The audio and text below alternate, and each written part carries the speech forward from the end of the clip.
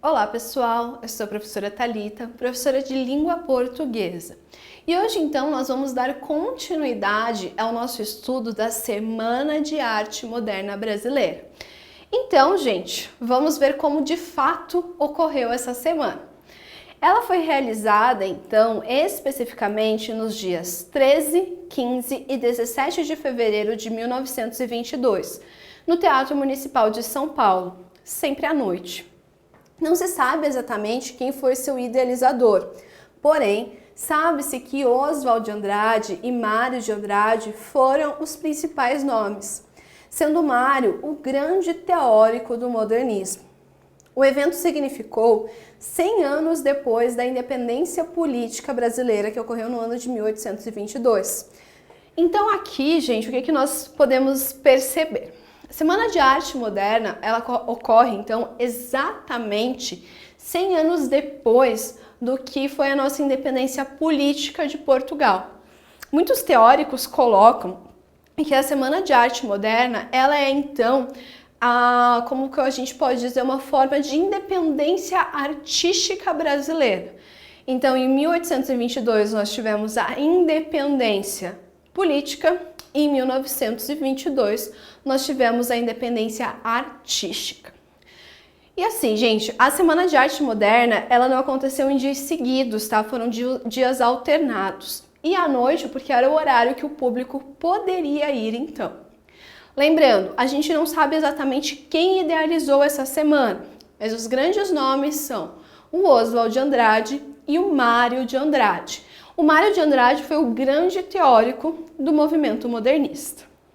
Então, gente, a semana ela teve como objetivo romper com a tradição no campo das artes, na literatura, nas artes plásticas e na música, além de pôr o público a par do que era arte moderna, ou seja, apresentar um panorama geral da nova estética.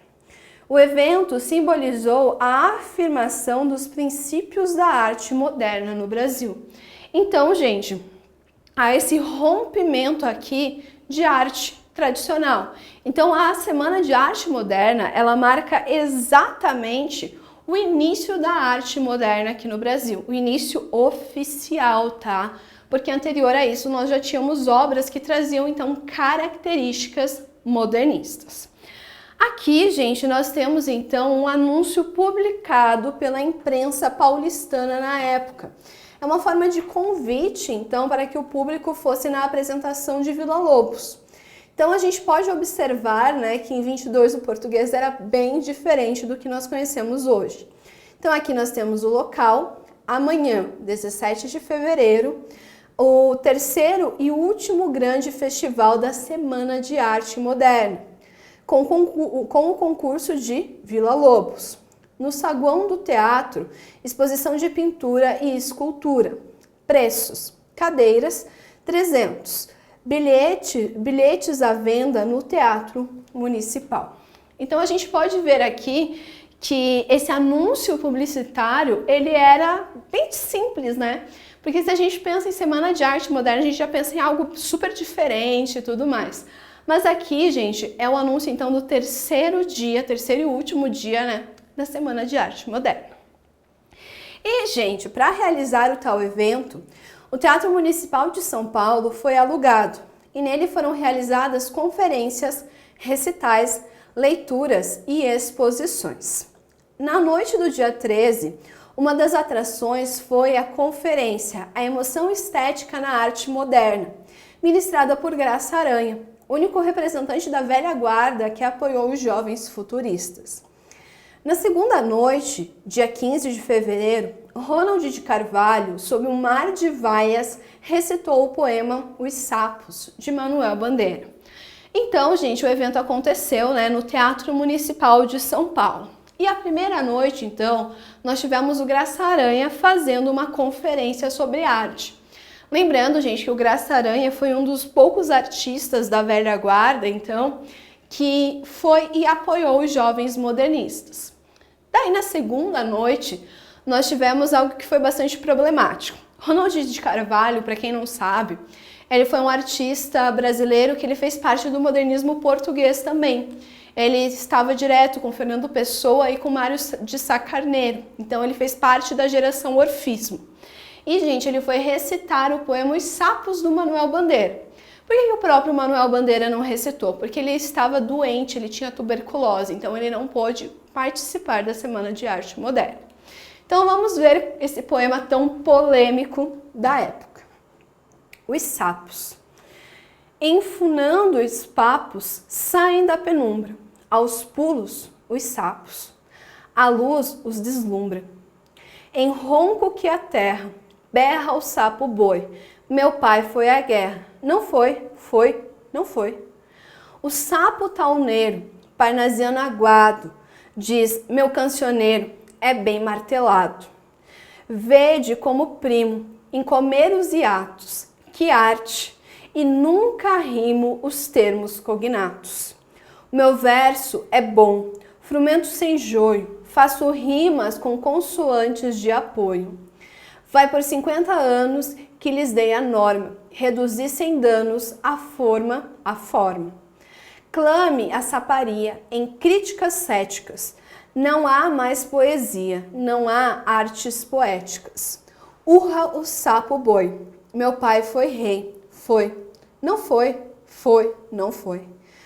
Branda em um assomo, o sapo tauneiro. A grande arte é como lavor do joalheiro. Então a gente pode perceber aqui que o Manuel Bandeira ele faz críticas diretas ao parnasianismo. Por que ele faz essas críticas, gente? Porque na cidade de São Paulo, que é onde ocorreu a Semana de Arte Moderna, o parnasianismo ele foi um movimento muito forte. Então ele fala assim, esses caras aí que estão preocupados com a forma e tudo mais. Então ele faz essa crítica aos parnasianos e o público não recebeu isso nada bem, porque grande parte das pessoas que estavam lá gostavam do parnasianismo. E na terceira noite, e foi a última, Heitor Villa-Lobos apresentou sua música. Ao entrar, o público percebeu que em um dos pés ele calçava chinelo. Considerando essa atitude verdadeira afronta, o maestro foi severamente vaiado pelo público. Tempos depois, Villa-Lobos explicou que aquilo nada tinha a ver com a arte moderna, e sim com uma infecção no pé devido a um calo. Então a gente percebe aqui essa confusão que foi gerada na terceira noite. A gente percebe que o pessoal não entendia ainda direito o que era arte moderna. Então, por não entender direito o que é arte moderna, eles acharam que o Villa-Lobos, por estar de chinelos, ele estava representando essa arte moderna. Só que na época, gente, ele preferiu não se pronunciar, ele se pronunciou tempos depois para falar, gente, não tem nada a ver com isso, eu simplesmente estava com uma infecção causada por um calo no meu pé, por isso que eu estava utilizando chinelos. E, gente, vamos falar sobre os principais representantes, então, participantes dessa Semana de Arte Moderna. No campo da literatura, nós temos o Oswald de Andrade, o Mário de Andrade, o Graça Aranha, Ronald de Carvalho, o Menotti Del Pica, Guilherme de Almeida e o Sérgio Millet. Nas artes plásticas, nós temos Anita Malfatti e Di Cavalcanti. E na música nós temos Villa-Lobos e Guiomar Novaes. Aposto que quando eu fui falando os nomes, vocês devem ter ficado procurando, e a Tarsila do Amaral? Cadê a Tarsila?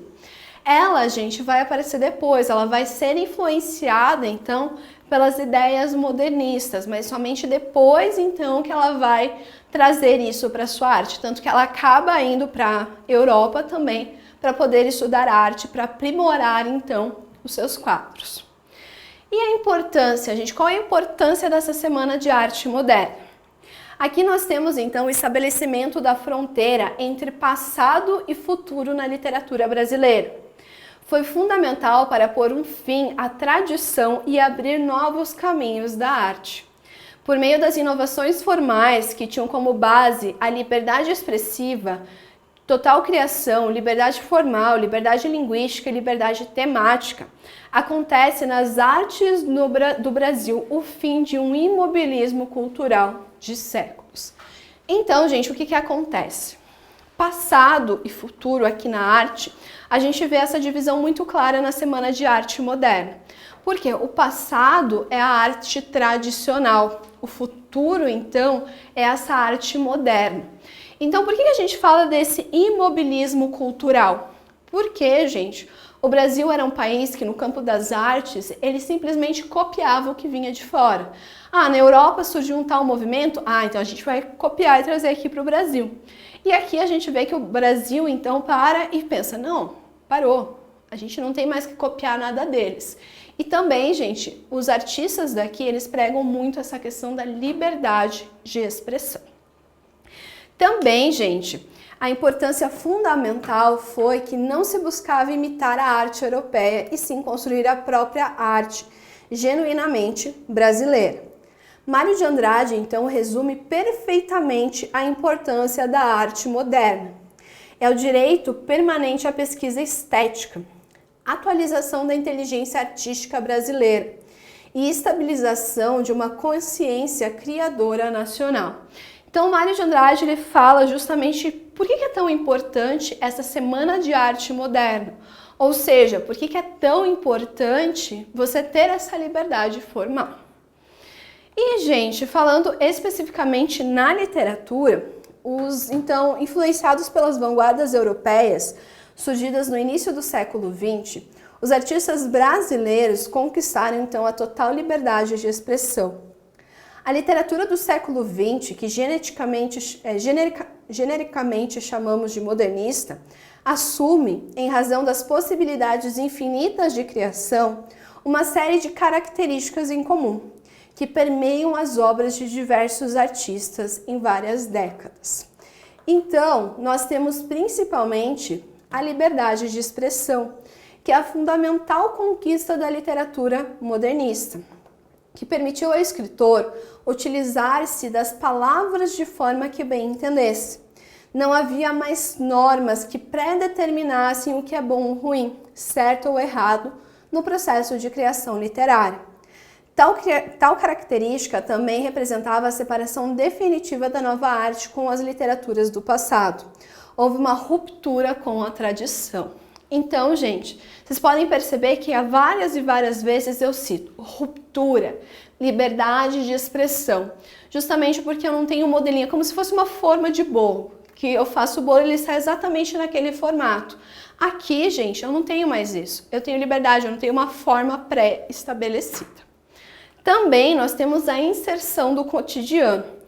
Então, essa incorporação, gente, do cotidiano como temática é uma das características modernistas. Tal fato possibilitou, então, a inserção de uma gama infinita de assuntos que agora mereciam ser tratados. Não só o que é sublime deve ser obrigatoriamente abordado, mas se torna objeto da literatura. O prosaico também ganha e assume seu espaço dentro do modernismo. Então aqui, gente, esse cotidiano, essa vida normal, o artista, ele não é mais alguém que vive numa torre de marfim, ele é alguém que é um ser humano assim como eu, como você. Também nós temos a linguagem coloquial, que a liberdade de expressão teve como consequência a livre escolha dos temas literários. Com a valorização do cotidiano, temos consequentemente a valorização da linguagem usada no dia a dia, a linguagem coloquial. Não se busca mais a palavra de difícil compreensão ou frase de sintaxe complexa.